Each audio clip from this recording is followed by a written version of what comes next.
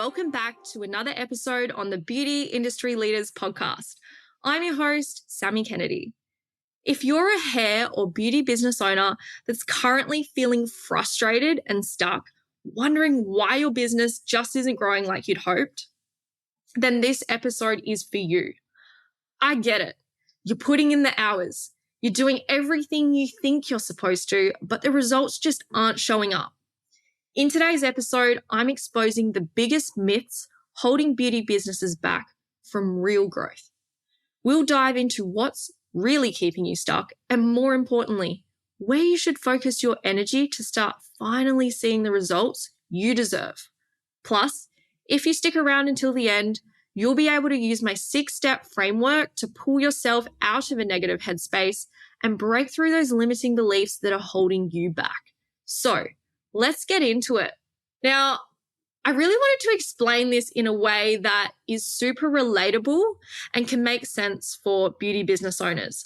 I could jump into all of the myths, what you believe is the problem, and actually tell you what the solution is. But first, I want to share with you a bit more of a personal story with my journey at the gym, because I do believe it's really relative and relatable to what you're probably experiencing right now. So around 5 years ago, I started going to the gym. And for the first 2 years of my journey at the gym, I was training around 5 to 6 days a week. So I was going hard, right? I was thinking, you know what? I'm just going to show up, do these workouts, and I'm going to get big muscles. And I can tell you what, those first 2 years, even though I was showing up, I just wasn't really getting anywhere with it. Don't get me wrong, I did get stronger, but because I was some weekends drinking alcohol, other times I was trying out all these new cool gym movements that I kept seeing on Instagram or Facebook. And then on top of that, I also just got bored of my program. So every, 3-4 weeks, I'd be like, I want a new program. This is so boring. Like, I was really struggling to see any progress. And also because I was having so many different things going on at once, it was hard to pinpoint what actually needed to be improved. So throughout those 2 years, I kind of realized, well, I'm not getting the results I want, so I need to get some help. And that's when I invested in a PT. The PT made me realize that I actually need to focus on just mastering the basics. I don't need to do all these cool gym movements. I just need to focus on really nailing those compound lifts. So I got taught different techniques, how to fix my form.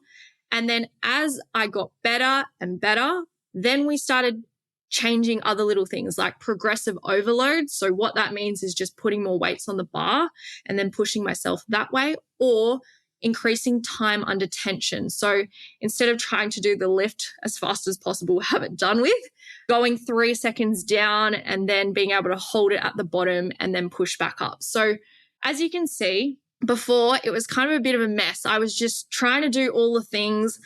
And even though I was showing up, I wasn't making progress. But when I actually kind of scaled back and just focused on the basics, and then over time started adding these new little things in, I started noticing a massive amount of progress.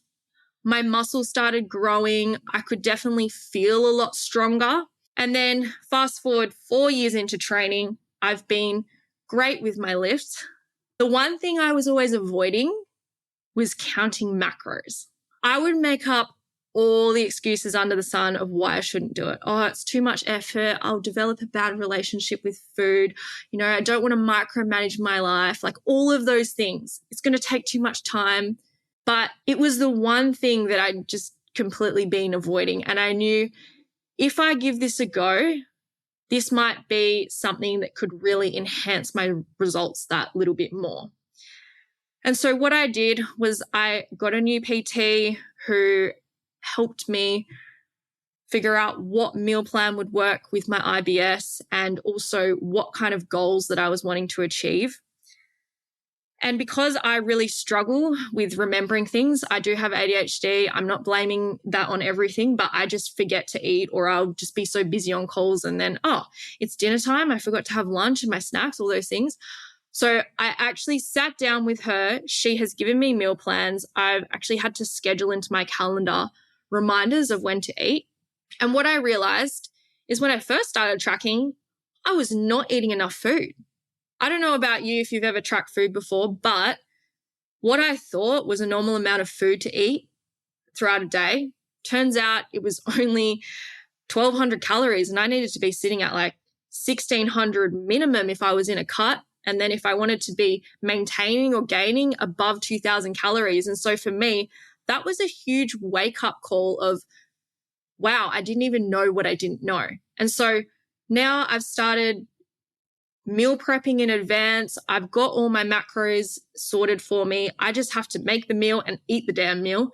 And I've noticed such a huge shift now in how much stronger, more energized, how my muscles are just popping now. Like, it's been amazing. And what I've kind of realized is that this is the exact same journey that you go on when you're in business. It's kind of like me rocking up to that first gym session and expecting to look like a bodybuilder or something like that. It's just so unrealistic. And even now I'm looking at my muscles and my body and all of those things, and I go, oh, like, why haven't I reached this goal yet? But I'm like, it's actually taken me 4 or 5 years to get here. And if you look at the photos of when I first started versus now, I've still gone on a massive journey. And it's the same thing for you. If you opened up your business and you're only 2 years in or you're 4 years in and you're sitting there going like, why don't I have $1 million business yet?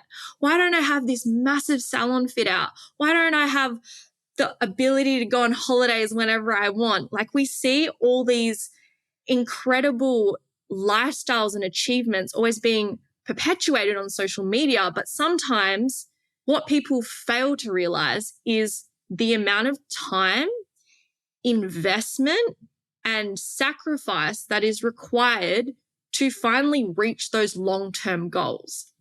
And so it's really easy to get hard on yourself, thinking that you're not good enough, you're not doing enough, you're a failure because you haven't already done that. But the reality is, it's not about the destination. It is 100% about the journey and what you're choosing to do throughout that journey.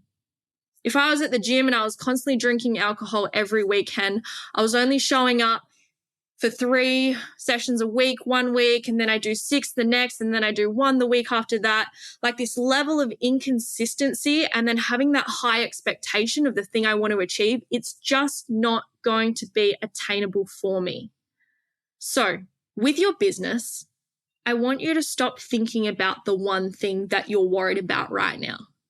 So that might be, I need more clients. I need more money. I need a new staff member. Whatever it is, I want you to think about that problem and then zoom out. Think about the bigger picture, because everything works holistically. So if you're looking at that one problem and then you zoom out, what are the other things that actually may be preventing you from being able to solve that problem right now? So if it's, I need new clients right now, well, it's not that you need new clients. If you take a step back from that, it's actually that you need to fix your marketing strategy. And if you can't fix your marketing strategy, it's probably because if you zoom out again, you have no idea how to do your marketing in the first place.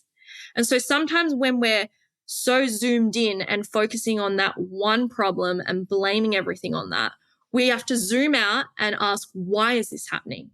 And then ask why again and why again. And then 5 whys back, when you're that far zoomed out, you will start to see the bigger picture. So, like the gym, you can sit there and blame people having perfect genetics. Or in business, you might say, oh, they're so lucky, blame it on circumstances, or they have money, or whatever it is. You can make up all of the excuses under the sun. But at the end of the day, it really all comes down to you, your mindset, and your ability to take action and make change.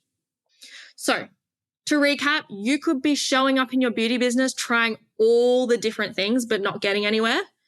You could maybe be focusing heavily on one area, but not realizing there is another critical part of the puzzle you're missing. And the last thing is, it takes time before you start seeing results. So don't give up too soon. Here's some of the most common myths I hear beauty businesses buying into. The first one is always the industry is so saturated. Every industry is saturated to some extent, especially the beauty industry, because there are such low barriers to entry. It's really easy to get started, but it's hard to stay in the game long term. And what you'll see is a lot of beauty businesses are all copying each other. They've got the same social media graphics, the same kind of logo or color palettes. They're posting the same style photos of work with the same kind of captions. And yeah, when everyone's doing the exact same thing, it is hard to stand out. What's not saturated in the beauty industry are great businesses.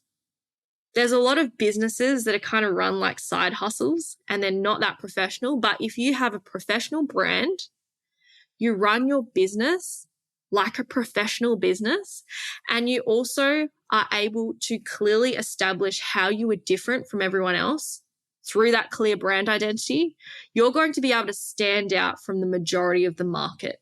So if you're trying to be everything to everyone, you're not niching down or serving a particular audience, it is going to be hard because you're competing with everyone else who's trying to be everything to everyone.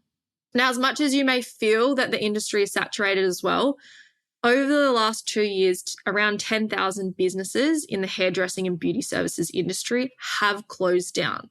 So right now is actually the perfect time to capitalize on building a great brand and being able to market your point of difference. So as soon as consumer confidence picks back up and people are ready to spend, they're going to want to spend their money with you. The next common myth I hear is I can't stand out from the competition. There's just too many businesses out there. Well, kind of like the point before, you need to promote your unique selling point. So what is that one thing that sets you apart from everything else? Your unique selling point should be able to showcase who you are, what you do, and how you do it differently from everyone else. It may appeal to your values and the values of your ideal customers. If there's nothing significant or special, people won't notice or remember your brand. So show people why your brand is a better option than others.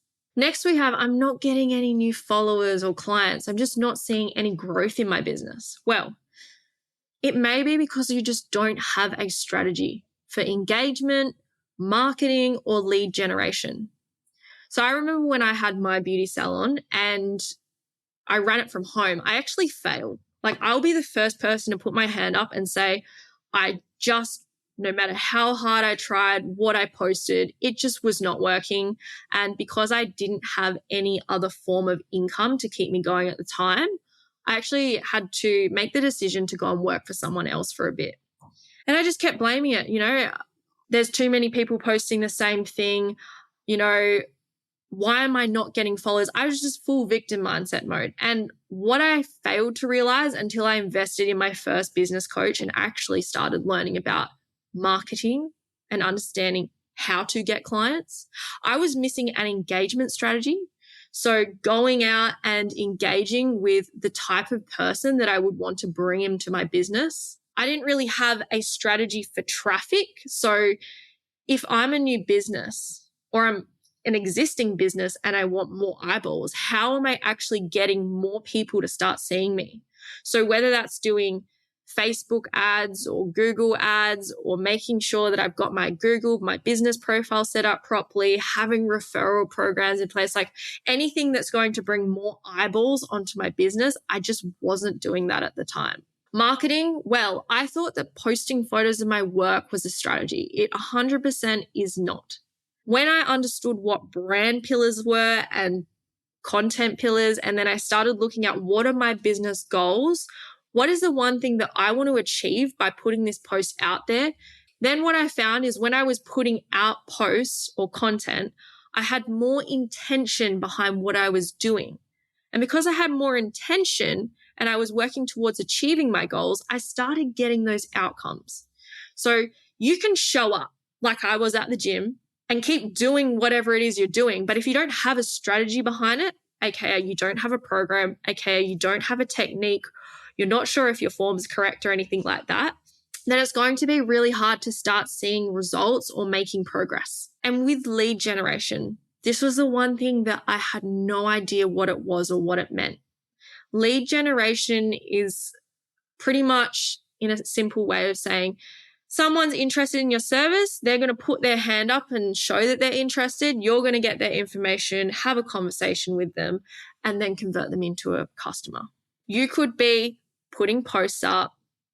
You could be trying to jump on the next trending reel, but if you don't have a strategy to generate leads, spark interest, and get those people who are interested in your DMs or onto your booking site, then how are you meant to get more clients? Biggest game changer when I learned that getting clients doesn't happen through posting. It usually happens through stories or DMs. That's where the money's at. The content is there to nurture people, to build that know, like, and trust, but the act of actually getting clients does not come from just posting content. The other thing is, like, when you're not seeing growth, you're not seeing new followers, clients, more revenue in your business, it's just because you're doing it here and there, hoping for the best. Hoping isn't a strategy. Marketing is. Consistency is. And if you're not being consistent with a strategy, then I will highlight that you're also being consistent with not making a choice to have a strategy. So you're always going to be consistent with something in your life. You could be consistent every night with watching Netflix before bed, going to bed late, and then waking up late feeling really tired. That's still consistency. So is going and having dinner early, going to bed at a reasonable time, and waking up in the morning early. No matter what you do, there's going to be a level of consistency. So you just need to be aware of what it is you're being consistent with in your life. And are those things actually serving you right now? Another common one I hear is no one's buying from me. I'm struggling to get clients. I'm not getting any new bookings. Has anyone else felt like they've been a little quiet lately? Like those kind of comments, most of the people that are saying that, they don't have a funnel to take their audience or people who don't even know about their brand from follower to client. Only 3% of the market are ready to buy right now. Most of the industry, most of your competitors are only focusing at selling their services and products to the person who is ready to buy now. But what about the rest of the market? There's 97% of the market that you're missing out on when you're just trying to boost another sales post or talk about book in now using the link in bio. You know what I mean? Like if you're always putting up really salesy posts, just trying to sell your products and services, you're actually missing out on where all the gold is in helping people understand, well, what is the problem that they're facing right now? How is that impacting them? What could a better solution be? How would their life look? What would they find more convenient? How would they feel? What's the difference in the before and after? If you can start talking more about who it is that you're serving, how you help them, and what you can do for them, they're going to be a lot more likely to buy from you. On top of that, you also need to develop this level of know, like, and trust before someone actually purchases from you. You listening to this podcast episode right now, if you've consistently listened, then for some reason you must have known who I was, you like what I'm posting about, and maybe at some stage you'll trust me enough to buy from me. It's the same with your clients. And this is why so many people get disheartened. They're like, oh, I'm getting all these new followers, or people are commenting, but they're just not buying from me yet. It's like, well, they don't know who you are. Or if they know who you are, they're not at the stage where they like you enough. Or they might know who you are, they like what you do, but they're just lacking that level of trust. And so if you can start building know, like, and trust with your audience, then you'll start to see more people are ready to start buying from you. Have you ever had that person that's like, yeah, I've been following you for like 6 months, or I've been following you for a couple years, and then they finally book in? It's because it's taken them that time, that journey, that whole process to build that know, like, and trust before they were ready to buy. So the key here is focus on developing relationships with your audience. So that can be through your content, that can be in the DMs. It's just about engaging and providing value. Now, this one is definitely a very common one I have when people come to me trying something new in their business. You know, they do it once, they didn't get a result straight away, and they just tell me it doesn't work. So it might be like, I've tried posting, but it doesn't work. It might be a lead gen post. It might be putting something out on their stories. They might have sent out a DM and they didn't get a reply or got rejected or something like that. And it's really important to highlight that just like the gym, you don't rock up at the gym and then pump some weights for one session and you're Hercules. Like, it takes time. Every time I've failed, every time I've been rejected, every time that something hasn't worked out, it has given me valuable feedback or data on where I can improve. And so instead of saying that something doesn't work, I want you to start going, what can I learn from this? What can I try? What can I do differently?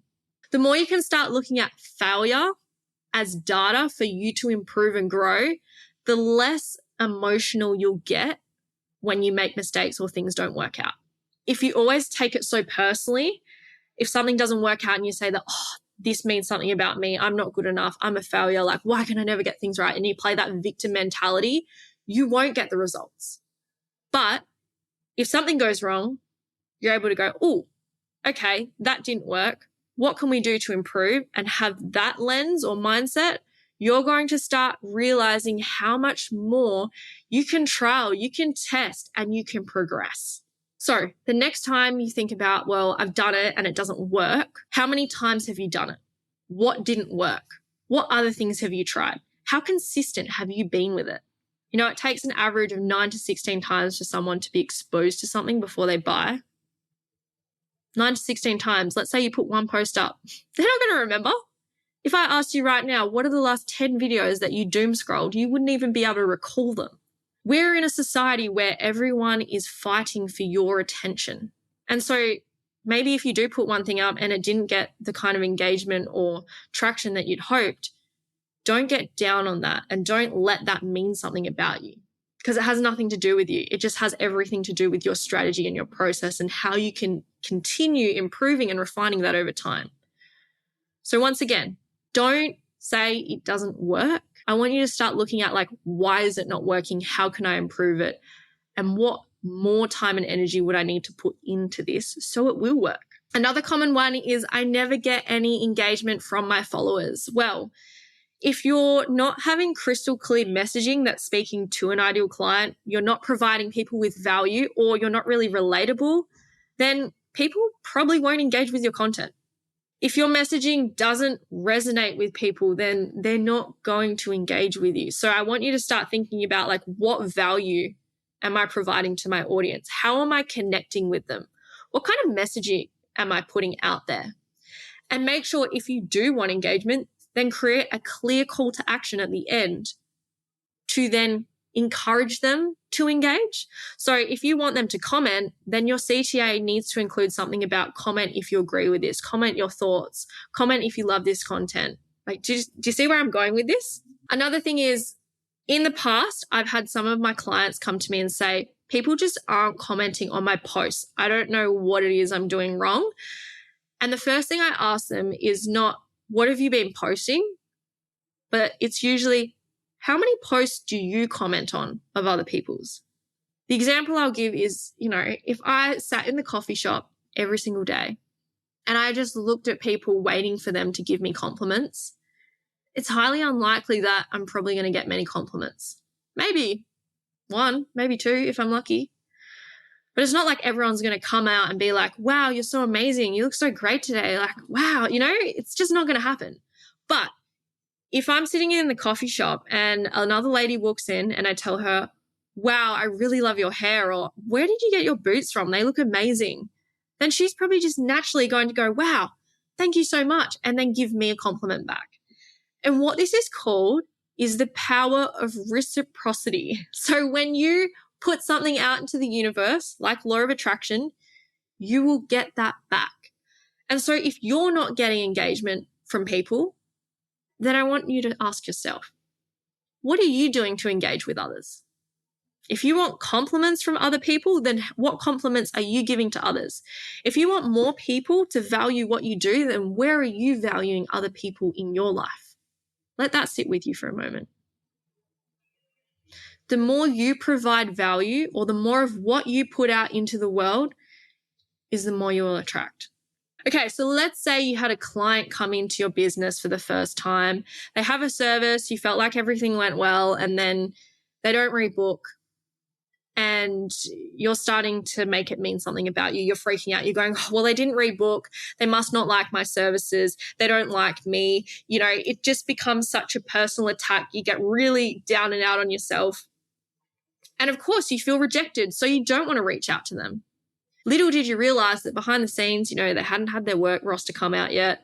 Their husband was away. If you can implement a process or have a system in place for after clients finish an appointment with you. So whether that's sending out a text message manually or having an automation there, that you check in with them, 24 to 48 hours after. See if they're happy, get their feedback. What that can do is just prompt them to rebook their next appointment. One of my favorite things that I will do is I'll ask people, do you have any feedback on where I could improve or what we could do better at the next appointment?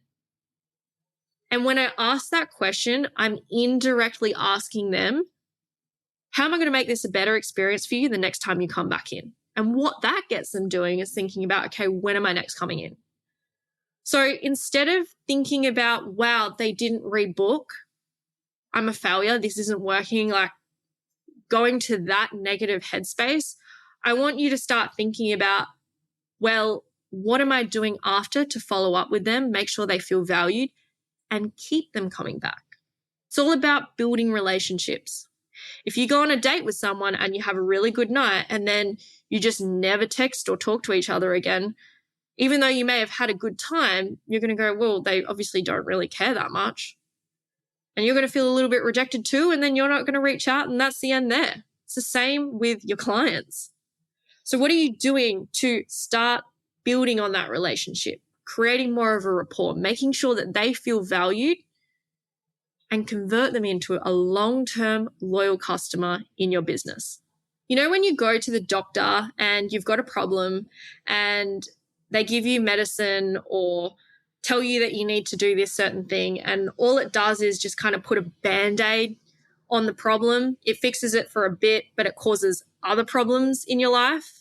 Well, I definitely have experienced that in the past. I don't know about you.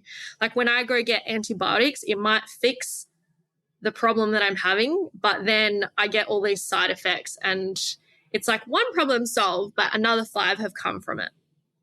This is the exact same thing as when you're in beauty and you've trained up in one service and then you've gotten a couple new clients, you're feeling good, and then you notice clients are dropping off again and you're going, oh, well, I need more clients. So then you pour all your money into learning a new service and another one and another one and another one. And then all of a sudden you're offering like 5, 10 different services and you're still not getting more clients. First of all, if you're offering way too many services and potential customers are confused about what you actually offer and they're questioning if you're good at it, what I recommend doing is, first of all, mastering the skills of providing and promoting one service before you consider adding more. We've got a lot of mediocre beauty service providers out there, and that's because if you think about it, it takes 10,000 hours to become a master at something.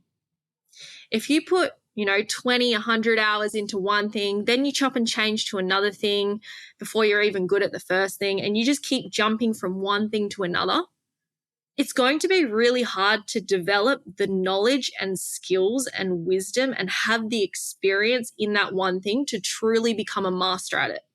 And I'm not saying you can only offer one service in your beauty business, but I am saying that before you consider adding another 2, 3, 4, 5, 6, 7, 8, 9, 10 things, first of all, get really good at one thing before you start adding in the other things. Otherwise, you're just going to overwhelm yourself.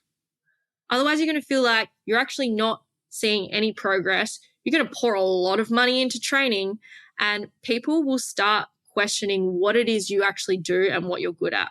Yes, it can be great to be able to upsell, cross-sell, and have all those different things. But if you are looking to long-term be seen as an industry leader and put out a premium price point for the services you're offering, you want to make sure that you also have the skills to be able to do that.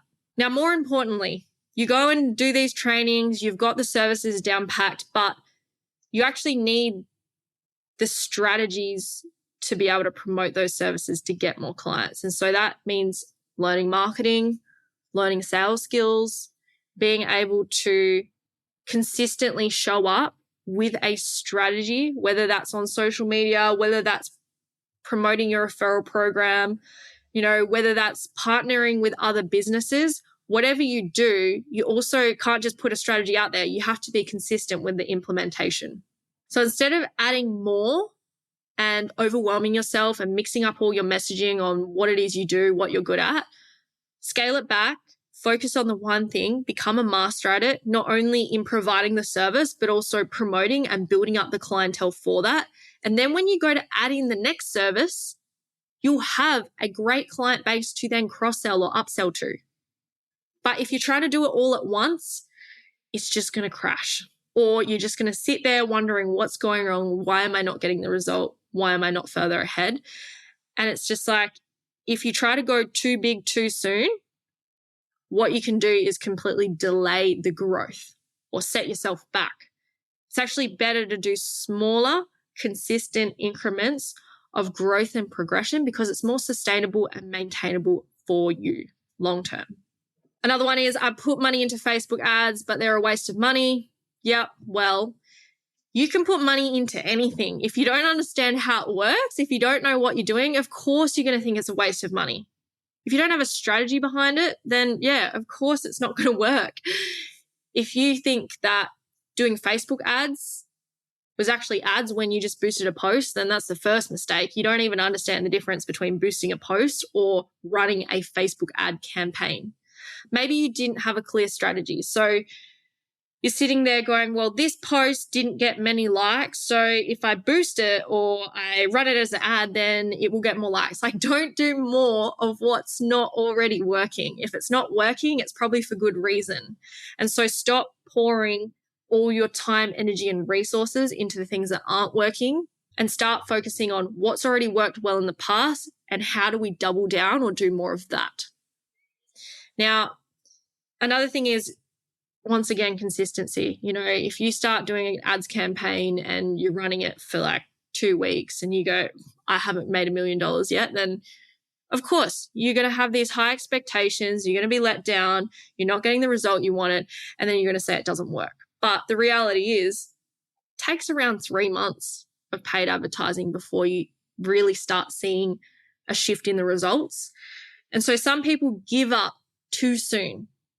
They're about to have that breakthrough, but they just don't see the immediate results, so they give up. And this can come at the detriment. You could be right on the edge of success and you've just realized, nah, I don't want to do this anymore. It's not working, and you pull out and you lose that opportunity and all that consistency that's been compounding over time to then finally allow you to reap the rewards of the effort you've been putting in. So once again, not having a strategy and not doing something consistently or not doing it for long enough, yes, it can feel like a waste of time because you had the expectation and mindset that you were going to create instant gratification. But in business and life, the best things do take time. You'll make mistakes, you'll fail, you'll lose money, you'll have to make sacrifices. But then long term, that will give you the foresight, the wisdom, and the compounding effect of greatness. So it's up to you. Do you choose to do something once and say it doesn't work, give up, say it's a waste of time and money, or do you seek it out? And if you're not getting the results you want, it doesn't mean you have to completely change the strategy. I think that's kind of the thing. We think we need to reinvent the wheel and do something brand new, but it's just like, where do I need to ask for help? Or can I have someone give me some feedback or overlook this or step in for a moment so we can get it up and running in the way it's meant to? It's not the right time. Okay, so let me reframe this for you. it's not a priority for you. So many people will say it's not the right time. I don't have enough time for it, but it's not a priority for you. It's like the gym. People say, oh, I don't have enough time to go to the gym. Well, you do. Everyone has the same 24 hours in the day. It's just because it's not a priority for you. Oh, I don't have enough time to do my marketing. Well, it's really interesting you say that you don't have enough time to do your marketing when you're not fully booked. You have all these big gaps. It's just not a priority for you. So if you want the outcome, but you don't want to put in the work to get there, then it's not that it's not the right time. You need to make it the right time. And the way you make it the right time is change your own mindset and belief system around what it is that you're trying to achieve. So you could be waiting until you die for the right time. If not now, when? When will be the right time? When will you know it's the perfect time? Because at the end of the day, there is no perfect time. There is no right time. You are responsible for making it the right time by taking action, changing the narrative, and believing in yourself.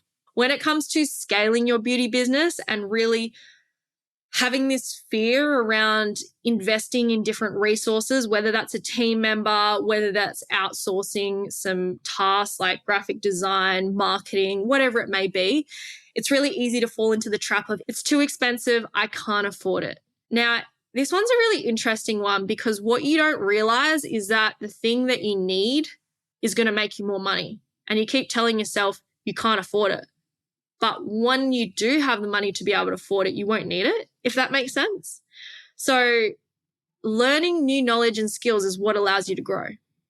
So if you spend too long waiting until you have money to then learn or do the thing, then you're probably going to miss out on an opportunity. So I had a catch up with a friend the other day, and it was really interesting because he owns a gym supply equipment business. And basically he was explaining to me that he's opening up 2 new locations, one in Adelaide and I think another one in Mandurah. And he's currently got one in Perth. And he said, yeah, everyone's like, we're borderline recession, cost of living crisis, people aren't doing the thing. And, it's a really bad decision to be opening up these businesses and things like that. And if you look at any successful entrepreneur, they build businesses in hard times because they have the foresight to be able to know that when things pick back up, they have taken that risk during that time and they're ready. So let me explain this to you in a way that's relevant to beauty. Let's say that, you're thinking, I'll wait until more clients start buying services and then I'll be able to learn how to get more clients. Well, the thing is, you actually need to start learning how to get more clients now so that all the marketing that you're doing is consistently compounding over time. And then when people do have the money, they're ready to spend it right there and then with you. Not they have the money and all the other people who have been doing the hard work and learning the things during those harder times have already got the strategy in place, have already been doing the hard thing. Now people have the money, they're ready to spend it with them. So, thinking about things as like they're always an expense, sometimes you need to shift that narrative and think, well, what's the investment here? What am I learning? What am I doing right now that's going to allow me to make more money? What am I doing right now that is going to create more ease and simplicity within my life later on? You need to know when to take risks and make sacrifices for long-term gain. Whoever's building beauty businesses right now and acquiring more salons and setting up those businesses so that when the beauty industry starts to boom again, they're going to be able to reap the rewards of that sacrifice, of that hardship. Think about that. Let's say the industry starts picking up again and then you're like, oh, okay, now's a good time to start building a salon. The amount of time it takes you to build the salon, the amount of time it takes you to acquire the staff and then start all the marketing strategies to get those new people on board, you're already behind. Whoever did it before you and chose to take that action is going to be way further ahead than you are. So having that foresight, having that belief, yes, it does take risks. Yes, it does require sacrifice, but ultimately, the reason why you can't afford it is the exact same reason why you will do it, because you will, through doing that, be able to afford it. You know what I mean? And then this leads me to kind of my last point of like, I'm not growing or scaling up fast enough. If you haven't got all the clients in the world that you want right now or all the money, what if I gave it to you tomorrow? What would happen? Would your business be able to handle it or would it break? Because if you haven't built the foundation to be able to receive a higher capacity, whether that is clientele, revenue, staff, whatever it may be, then the universe is going to say, no, you're not ready to receive this, so I'm not going to give it to you. So what you need to work on is building robust systems and processes, really setting that foundation so when you do start to see growth, you can actually hold it. I wish I learned this about money earlier. You know, if you know my story, which I will be telling on another podcast episode sometime soon, it's really interesting because I used to think that I wanted these big launches and I wanted to make large amount of money. But because my mindset and my habits and the way I treated money or viewed money wasn't improving, I actually couldn't hold that kind of money. So I wasn't able to reach those months. And the more I started working on building that strong foundation, having the systems, the support, all of the things in place for my clients, then I started growing. And we get tricked into this like, oh, I want this much money. I want this big salon, or I want to hit this damn goal right here, right now. But if you were to get that tomorrow, what would happen? Can you handle it? Sometimes sustainable growth is better for long-term success. Think about one-hit wonders on the charts, right? We have one song that comes from TikTok and it hits number one on the chart. It sits there for like a week, 2 weeks, and then it drops all the way back down off the chart. But you look at the other songs that, you know, might be sitting there in like the 80 to 100 kind of range, and then it slowly moves up to 60, and then over time it hits like 20 and then crawls up to 10. By the time it reaches number 3 or number 1, it will sit there for weeks at a time and still stay there and then slowly move back down. And so if you feel like you're not growing fast enough, do you want to be that one-hit wonder that kind of makes it to the top, can't handle it, and then drops back off and is forgotten about? Or would you rather focus on building those strong relationships with your clients, building a memorable brand, and being able to slowly but sustainably take on the clientele, take on the growth, build the team behind it? Because sometimes going too big too fast can actually be at a huge detriment to your business rather than a benefit. So, you know, there's nothing wrong with wanting to go big, but you want to ensure that you have those systems and processes in place before you just put all your time, energy, and resources into some kind of, I guess, risk like that. Okay, so that's all of the myths kind of busted of like, what are a lot of the beliefs that beauty business owners are having right now around why they're not growing their business? And then some different considerations or areas of things that you can start thinking about and focusing on. Now, like I said, I'm going to share my 6-step framework for helping you move through your negative thoughts. So these are mindset blocks or limiting beliefs. Sometimes I get stuck in my head and, you know, I'll blame the cost of living crisis on why my business isn't growing. Or, you know, I'll blame the competition. There's so many other people out there. You know, all the natural things we do as a human. I want to help you get out of that mindset. So here are the 6 steps, and I'm going to give an example for each step. So step 1 is you want to identify what is the limiting belief. What is this story that I've made up that is keeping me stuck right now? So it might be, no one's buying from me. I can't get any clients. Number 2, I want you to just label it as a story or a narrative. So that's just a story I've made up. Hey, it's just a story.